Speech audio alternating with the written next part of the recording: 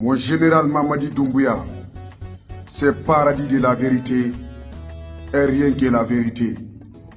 Haïsi tawi a andala, ananali inde ande, mais andu quand même, ko lawol andarida. O sippe da salmina on fop modon kala ko wontirdo. Ko Allah wi gonga yo haale, nelaɗo wi gonga yo haale. Donc min paradis de la vérité, mi haala e gonga ka. Wo kotirawo men on Aliou Ba, woɓe nangimo moye juuɗe haut commandant gendarmerie on lagine.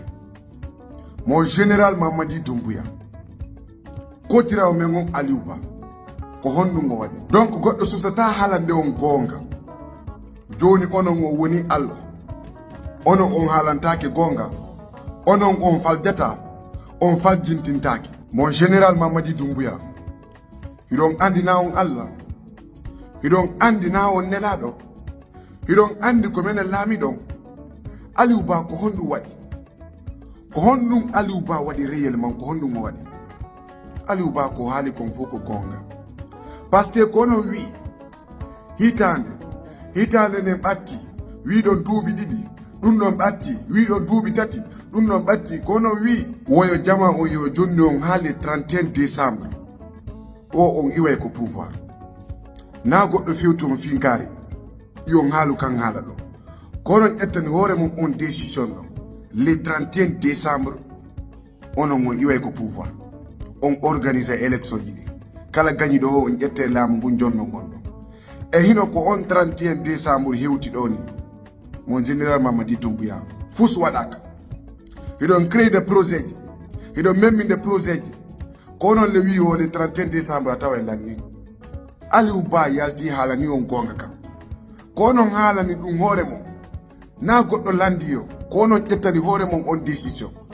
Donc ça veut dire que onon on conseilletake. Aliou Ba waɗa hay fus.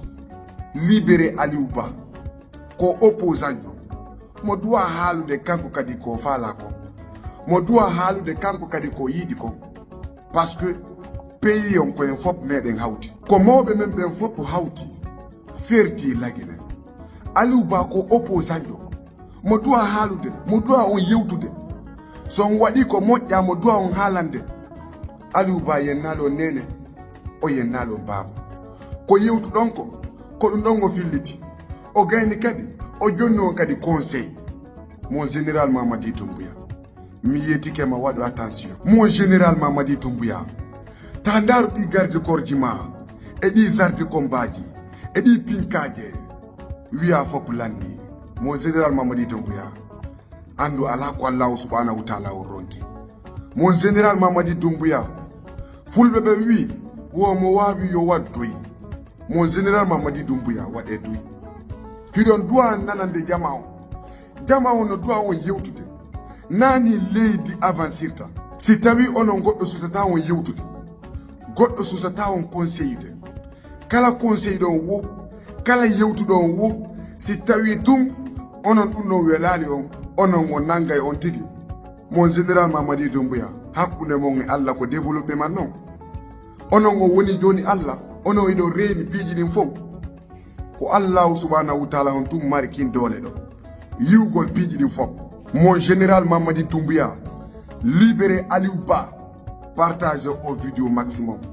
Aliou Ba fuso waɗa, Aliou Ba fuso bonna, Aliou Ba ko opposant jo, mo duwa yewtude. Aliou Ba ko opposant jo, mo duwa on haalande gonga. Aliou Ba ko jineyen jo, kanko kadi mo mari droit yewtugol fi lagine. Mon général Mamadi Doumbouya, andu si Allah subhanahu wa ta'ala muuyi, Aliou Ba ko lanɗo ñande go, piiji ɗi nani yarata, yaltine Aliou Ba, libéré Aliou Ba. Aliou Ba fus waɗa, Aliou Ba bonna hay fus. Force à toi mon frère Aliou Ba, c'est paradis de la vérité et rien que la vérité, et wassalam.